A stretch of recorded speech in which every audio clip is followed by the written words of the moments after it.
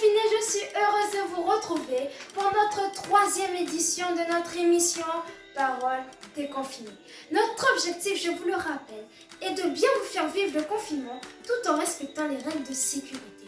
Au programme, nous aurons de la musique, des jeux, de l'humour, de la méditation et votre avis sur le confinement.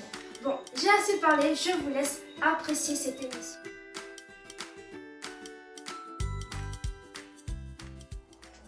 Je suis un jeu emblématique où des candidats s'affrontent autour de différentes questions de culture où l'animateur parle aussi vite que moi pour mettre un coup de pression à tout le monde sans aucune raison. Je suis. Question pour un champion. Teng. Vous ne savez pas de quoi je parle? Eh bien, je vous invite à regarder. Bonsoir à tous et bienvenue dans Question pour un. Votre jeu préféré du confinement qui se joue seulement si on reste à l'heure. Vous êtes prêts? Ok. Dans une course, si vous doublez le deuxième, quelle est votre position?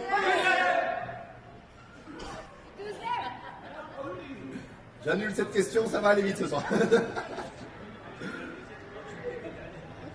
Un point. Ce soir, on a un anniversaire au numéro 18. Je sais que voilà, on est séparés des familles, on est séparés des amis. Mais voilà, on peut apporter un peu de joie, un peu de bonheur à ceux qui fêtent leur anniversaire. Ce numéro 18, il s'appelle Romain. Et je pense qu'on va le jouer ensemble. Joyeux anniversaire. Numéro 18, il faut aller plus fort.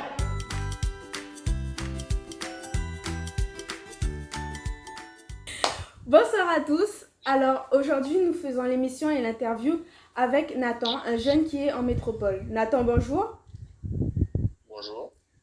Est-ce que tu peux te présenter, s'il te plaît? Je m'appelle Nathan Penant, j'habite à Lyon, en France. D'accord. Et depuis combien de temps tu es loin de ta famille? Depuis septembre, Depuis septembre 2019, donc tu es loin de ta famille. oui. D'accord. Et comment vis-tu ce confinement? Ça va, on a beaucoup de devoirs par rapport aux profs. J'ai des petits projets personnels par rapport au montage vidéo, un peu de photos, donc je fais un peu de tout. Je regarde un peu de films, des séries, je dors beaucoup. Et voilà, ça se passe bien. Est-ce que tu trouves que les mesures qui ont été prises, donc le stade 3 en France, est légitime? Est-ce que tu trouves que les mesures ne sont pas trop dures? Non, tout à fait. Mais déjà, je pense qu'elles sont pas assez dures déjà, parce qu'il y a encore beaucoup de personnes qui respectent pas. Mais non, c'est ce qu'il faut faire pour éviter la propagation du virus.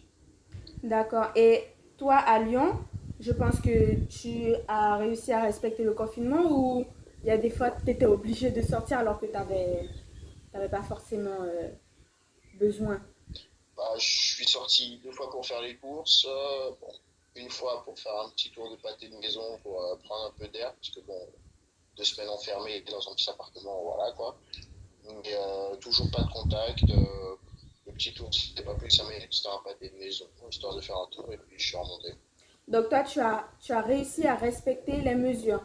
C'est dur de respecter les Et mesures ou pas? non, pas du tout, pas du tout. Ça va, c'est pas la mer à boire quoi. D'accord. Et est-ce que dans ton quartier, les mesures sont respectées? Quand je suis allé faire les courses, j'ai vu qu'il y avait beaucoup de monde dans les rues quand même. Alors j'en ai vu plein avec des sacs de courses, donc qui faisaient comme moi, et d'autres, je sais pas trop. Mais il y a quand même du monde dans les rues. Alors, pas autant que d'habitude, c'est vrai, mais il y a quand même du monde. Et les gestes barrières sont respectés ou pas? Comment? Les gestes barrières, la distance de 1,50 m, je crois, est respectée ou pas? J'ai pas fait attention, je sais pas du tout, mais enfin, je sais pas, j'ai pas fait attention. D'accord. Et est-ce que tu étais prêt psychologiquement avant à avoir ce genre d'épreuve dans ta vie? Est-ce que tu étais prêt à vivre en confinement? Non, j'avais jamais eu affaire à ça, j'ai jamais entendu parler de ça, d'histoire de confinement, donc non. Mais bon, après, je pense qu'on en fait beaucoup aussi pour peu. Donc, en soi, je pense même pas que ça demandait vraiment une grosse préparation. Pas remplir la maison de courses peut-être, rester là, mais vraiment en étant seul, et en étant très occupé, je trouve pas ça compliqué du tout et je pense pas avoir besoin de préparation pour ça. D'accord. Et passons vers ta vie spirituelle. Est-ce que c'est dur pour toi d'exercer ta vie spirituelle en étant confiné ou au contraire, ça t'avantage? Bah, pas du tout. Alors, je ne parlerai pas d'avantage ou quoi que ce soit. Ça ne change rien, juste. Il y a des gens qui sont dans des pays qui sont en guerre, qui sont obligés de quitter leur pays, et ça ne trouble en rien leur foi. Je vois pas pourquoi le fait de rester dans mon appartement devrait changer quelque chose. D'accord. Ok. Et comment tu vois l'avenir? Est-ce que pour toi, à la fin du confinement, tu auras acquis des qualités euh, par rapport à ce confinement? Alors, en règle générale, non, sauf sur bah, ce que je fais beaucoup de montage. Donc, je pense qu'à la fin de ce confinement, bah, je serai un peu mieux maîtriser le logiciel, mais à part ça, bon, ça va rien changer. Non, ça va. Donc, et est-ce que tu seras fier à la fin du confinement d'avoir passé cette épreuve? Te dire que oui, j'ai pu rester seul, tout seul dans un appartement. Ben voilà, tout seul. Bah, c'est peut-être dur pour certaines personnes, mais pour moi, non.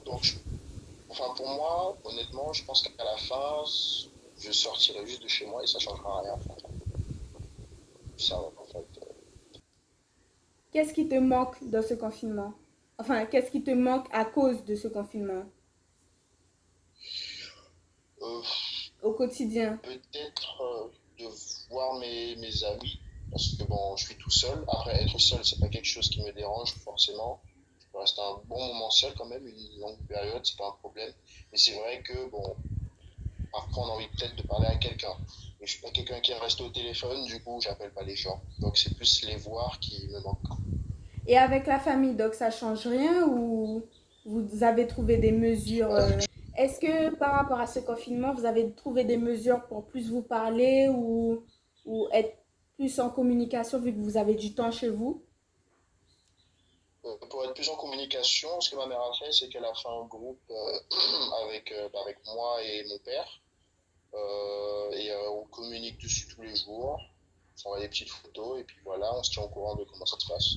D'accord. Avec ta petite sœur aussi? Oui, qui me pose des questions actuellement. D'accord. Ok.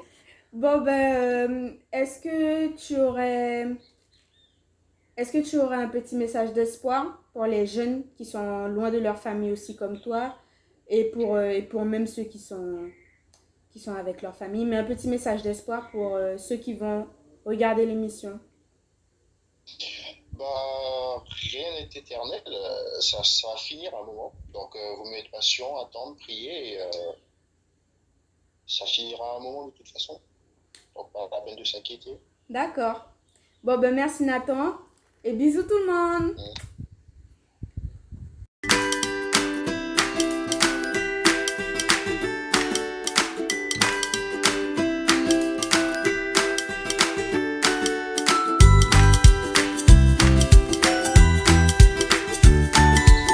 Hello les JA, hello les amis.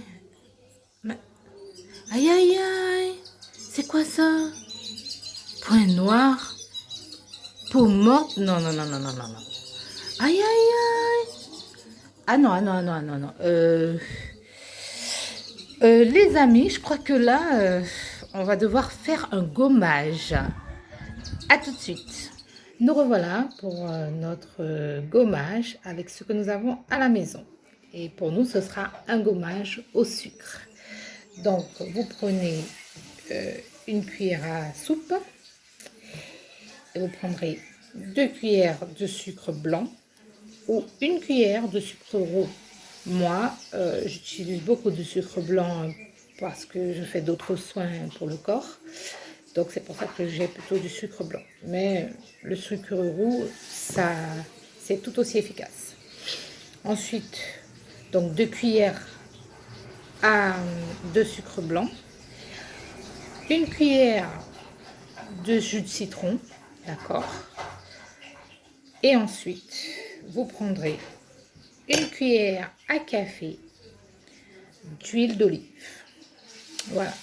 Donc, j'ai déjà fait la préparation pour vous. Voilà, vous mélangez le tout. La préparation est déjà faite, vous voyez, quelque chose d'homogène. D'accord. Que nous allons ensuite passer sur un visage humide. Donc, le visage, vous allez le mouiller avec de l'eau tiède. J'ai aussi pris 2 carrés de coton parce que j'ai constaté que j'avais des petites cernes, toutes petites, n'est-ce pas? Donc, c'est pour ça que j'ai pris 2 carrés de coton que je vais poser sur les paupières. Donc, ces cotons seront imbibés de mélange que j'ai fait aussi déjà. Donc, c'est un mélange d'huile, une cuillère d'huile d'olive avec quelques gouttes de jus de citron. Voilà, maintenant on va passer à l'application. Voilà pour l'application du gommage. Donc, visage humide avec de l'eau tiède, donc ça permet d'ouvrir les pores. Donc maintenant, on prend et on fait massage circulaire. On évite le contour des yeux et on fait la bouche. On peut faire la bouche, parce que ce n'est pas un produit contre. Vous faites des petits cercles. Pas la peine de frotter, vous passez la main simplement. Voilà. Vous pouvez faire aussi sur le cou, sans problème. Par contre, ce masque, si vous le faites, vous ne devez pas ensuite aller au soleil à cause du citron que vous aurez mis dedans. Donc, il faut faire attention à ça.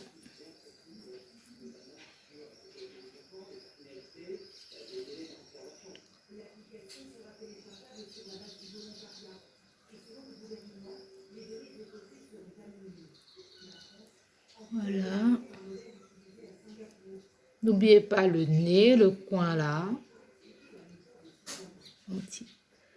Mon petit pif. Voilà. Petit gommage.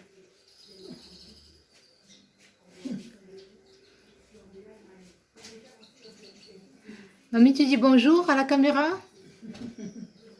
Avec qui j'ai dit bonjour, c'est Ogia, Ogia. bonjour, bonjour mes jeunes. Ce sont des jeunes. Oui, exact. Donc, je suis confinée chez maman, pardon. Ben oui, Maman, bonjour j'appelle les mamie. jeunes. Mamie, on te voit pas. Me vois pas. Non, tu es sur le côté. Voilà, là, on te voit. Bonsoir les jeunes. Bonsoir les Il faut jeunes. leur dire de rester chez eux, mamie. Bonsoir les jeunes. Restez chez vous. Priez, continuez à prier Dieu. Continuez à chercher Dieu. Faire le travail par téléphone. Ne reste pas sans travailler. Et quand je dis travail, ce n'est pas travailler à l'école, non? Continuez à chercher des âmes pour Dieu. Là où vous êtes. Bon courage. Que Dieu vous bénisse. Voilà. Donc, ça, c'était le petit message de mamie. Donc, nous voilà. Nous, on a fini notre gommage. On a fini de poser notre gommage. Je regarde bien si partout est fait. Donc, sur le coin. Voilà. Voilà, c'est fait. Gommage posé. Et maintenant, on va poser nos petits carrés de coton sur le visage, sur les yeux. Voilà.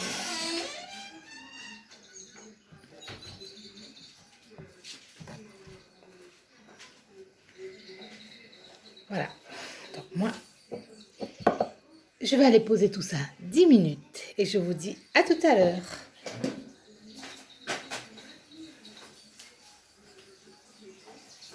Ciao.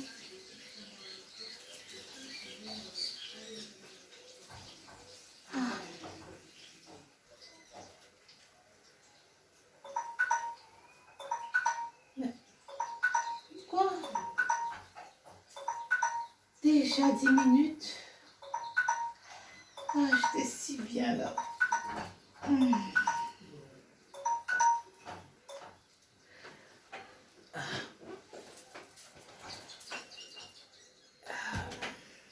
Allez, on passe au rinçage. Ça y est les amis, le gommage est terminé. Donc j'ai rincé avec de l'eau tiède. Et ensuite, j'ai tamponné avec une serviette propre. Et pour finir, j'ai passé une crème hydratante. Moi, j'ai une crème faite maison, mais bon, vous pouvez passer une crème que vous avez à la maison. Eh bien, écoutez, tout ça pour vous dire que même confiné, on continue à prendre soin de son corps, on continue à prendre soin de nous. Et comme disait ma mère, eh bien, on reste connecté, mais connecté à Jésus. Bisous! Bonjour et bienvenue dans votre rubrique beauté, recettes maison. Et oui, aujourd'hui nous nous trouvons dans la cuisine et je vais vous proposer une recette, un soin beauté à partir d'ingrédients que vous avez normalement à la maison ou alors qu'il n'est pas difficile de trouver. Alors, nous allons combiner le sucre de canne, sucre roux, un citron, du curcuma et du miel. Voilà, tout simplement. Alors, pourquoi j'ai choisi ces ingrédients? Parce qu'ils ont une action favorable, des bienfaits incontournables, incontestés sur la peau. Alors, je vous invite à aller faire vos propres recherches, mais je vais quand même vous donner les principales vertus de chaque ingrédient. Donc, le miel est connu pour ses propriétés cicatrisantes, antiseptiques. Le curcuma qui est un puissant antioxydant et donc qui va favoriser le renouvellement des cellules. Le citron qui est un antiseptique également riche en vitamine C. Et le sucre sera préféré pour son action exfoliante. Donc nous allons tout de suite passer à notre recette. Pour ce faire, vous aurez besoin d'une cuillère à soupe de miel bien généreuse, une cuillère à soupe de sucre roux, une cuillère à café cette fois de curcuma et une cuillère à soupe débordante de jus de citron. Donc le citron en entier n'est pas recommandé, juste une lamelle, l'équivalent d'une cuillère à soupe. Nous allons mélanger tout ceci dans notre bol. Donc bien généreuse, hein, la cuillère à soupe de miel. Ensuite, le sucre de canne. Nous passons au curcuma qui va donner une couleur particulière. Et pour finir, notre jus de citron. Voilà. Nous allons remuer tout ça. Donc, je préfère le plastique parce que ça permet de conserver toutes les vertus vitaminiques notamment. Voilà, notre préparation est prête. Donc, c'est un gommage qui est recommandé pour les peaux à tendance acnéique ou tout simplement pour les peaux mûres, pour favoriser la jeunesse de la peau, donc le renouvellement des cellules, donc pour tout le monde finalement. Mais aujourd'hui, on va le tester, ce gommage sur une peau jeune. À tout de suite. Voilà, nous revoilà avec Audrey-Anne. Coucou Audrey-Anne, ça va? Oui, Peux-tu nous dire ton âge, s'il te plaît? j'ai 12 ans. Ah ben voilà, en pleine adolescence, avec tout ce qu'on sait que les hormones font sur la peau, mais heureusement, avec cette recette maison, on va pouvoir améliorer l'éclat de la peau. Alors, ça y est. Qu'est-ce que tu vas faire? Tu vas manger? Non, je vais appliquer sur mon visage avec le bout des doigts. Et là, tu fais quoi? Je frotte. D'accord. D'abord appliquer, après il faut frotter. On fait des petits mouvements. Oui. Des Petits petits mouvements. mouvements circulaires. Voilà. Pas trop fort, hein?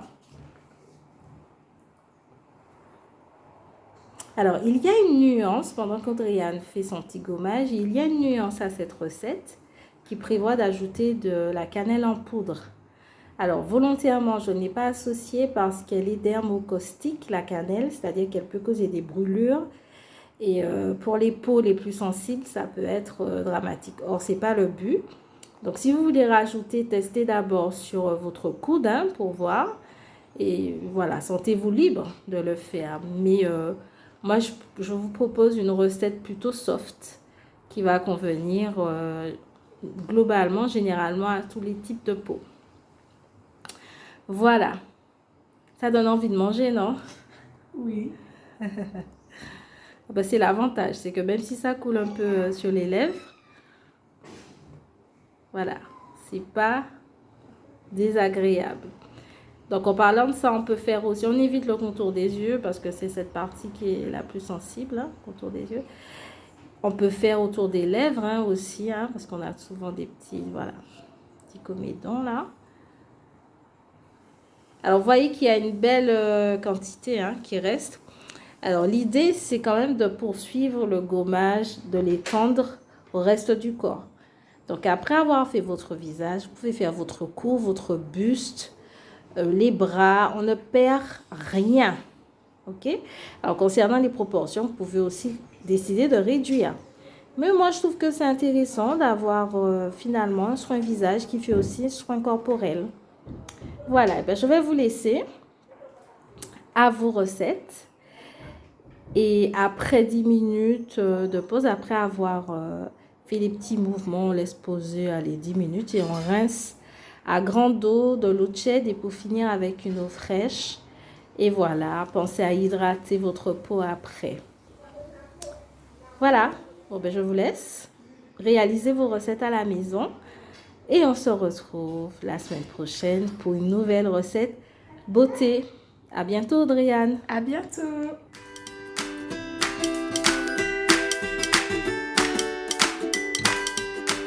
Salut à tous, c'est Laurent. Comme vous le savez, nous vivons des temps assez compliqués et même inhabituels pour la plupart d'entre nous.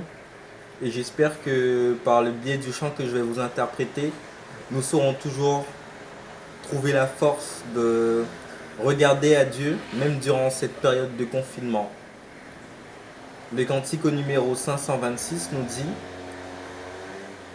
quand écrasé, courbant la tête, tu te nourris de tes malheurs, ou que le désespoir te guette, te livrant au pire frayeur. Fixe les yeux sur le Maître, viens sur son merveilleux regard,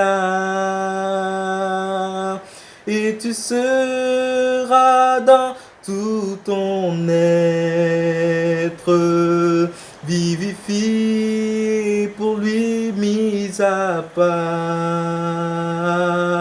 Quand affaibli, tu perds courage dans ton service pour Jésus. Quand lassé du pèlerinage, ton œil ne le discerne plus. Mais si tu fixes les yeux sur le Maître, viens sur son merveilleux regard, et tu seras dans tout ton être vivifié, pour lui mis à part. Oui, fixe les yeux sur le Maître, viens sur son merveilleux regard, et tu seras dans tout ton être vivifié, à part, vivifié, pour lui mis à part.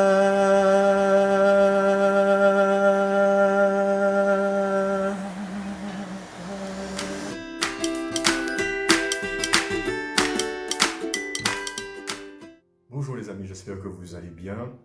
Aujourd'hui, j'aimerais vous inviter à une nouvelle réflexion. Plus les semaines de confinement passent et plus il devient compliqué, difficile d'occuper son temps. Le temps prend une dimension particulière en fonction du contexte, en fonction des circonstances dans lesquelles on se trouve. Si vous regardez le début du confinement où tout le monde faisait preuve de créativité, on cuisinait, on partageait, on faisait du sport, au bout d'un moment, même ces activités-là, elles deviennent routinières, fatigantes et elles démobilisent à la longue notre motivation, notre intérêt pour un certain nombre de choses. Chacun va voir le temps comme étant soit du temps gagné ou alors du temps perdu. Quand j'utilise le temps de la bonne manière, je considère que j'optimise ce temps qui m'est accordé, mais par contre, si maintenant je n'arrive pas à le transposer, à le transformer en quelque chose d'intéressant, eh bien le temps qui passe, ça devient aussi du temps perdu. Dans la Bible, il y a un exemple super intéressant d'utilisation du temps. Le premier, c'est lorsque Dieu va faire ce constat pour Adam. Vous lisez ça par exemple dans Genèse chapitre 2 au verset 18. Dieu a placé Adam dans le jardin et au bout d'un moment, au verset 18, il dira, voilà, il n'est pas bon que l'homme soit seul. Adam, à ce moment-là, n'a pas encore fait le constat lui-même qu'il est seul. Et quand Dieu va faire le constat, il ne va pas tout simplement lui donner Ève, mais il va mettre en place une situation, une circonstance particulière qui va permettre à Adam de prendre conscience de son état. Il va lui demander, par exemple, de nommer plutôt les animaux. Et à ce moment-là, Adam va se rendre compte, mais en fait, qu'il n'a pas trouvé en fait de vis-à-vis. Il n'a pas trouvé de personnes semblables à lui pour pouvoir l'accompagner dans cette vie. Donc, en réalité, au départ de la situation, ce n'est pas Adam qui fait un constat, c'est d'abord Dieu qui fait un constat et ensuite qui crée une situation. Dans Genèse 6 au verset 3, en tout cas à partir du verset 3, vous allez trouver l'histoire de Noé. Et l'histoire de Noé, c'est un peu la même chose. Dieu fait un constat par rapport au fonctionnement de l'homme et Dieu va dire, voilà, il donne à l'humanité 120 ans.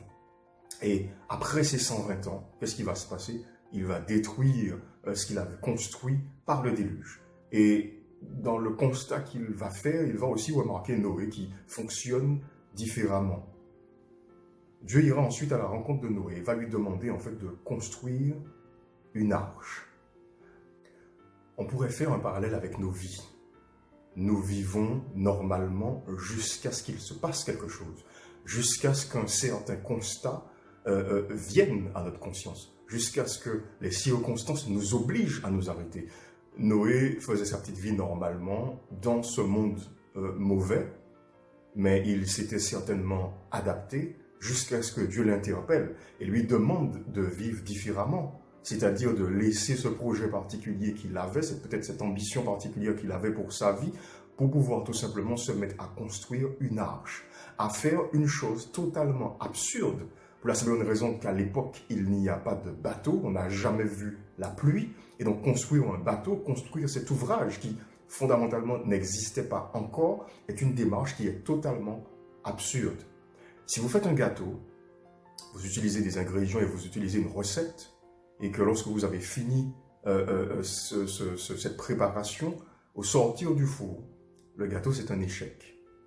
Eh bien, si vous attendez 10 ans et que vous utilisiez exactement les mêmes ingrédients que la première fois, en utilisant la même recette que la première fois, eh bien, vous ne pouvez pas vous attendre à ce que le résultat soit différent.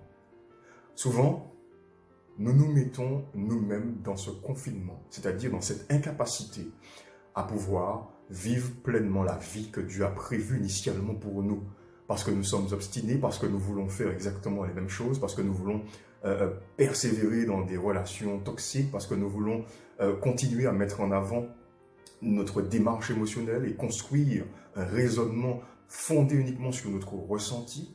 Et puis au final, ces expériences malheureuses, nous les accumulons, les résultats malheureux, nous les collectionnons et nous arrivons à ce même constat, cette même perception particulière de nous-mêmes, où finalement nous n'arrivons à rien. Et puis certains ont parfois même l'impression que l'échec, eh bien, c'est le fruit plutôt de leur quotidien.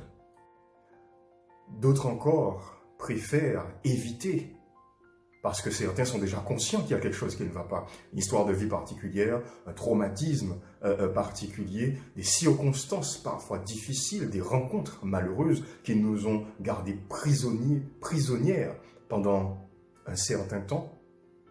La répétition, nous en avons conscience, nous savons ce qui ne va pas, nous pouvons toucher du doigt le problème, et pourtant nous évitons, ou plutôt nous cherchons à éviter ce que nous devrions faire depuis bien longtemps.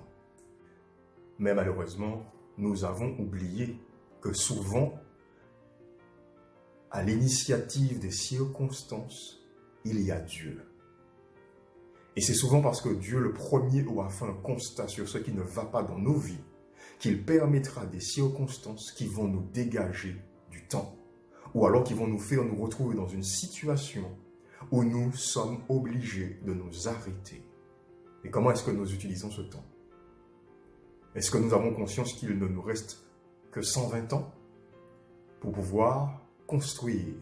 Et quand je parle plutôt de 120 ans, je ne suis pas en train de vous donner une date prophétique, simplement c'est une image, c'est un symbole que j'utilise pour pouvoir vous dire, mais en fait, notre temps est compté.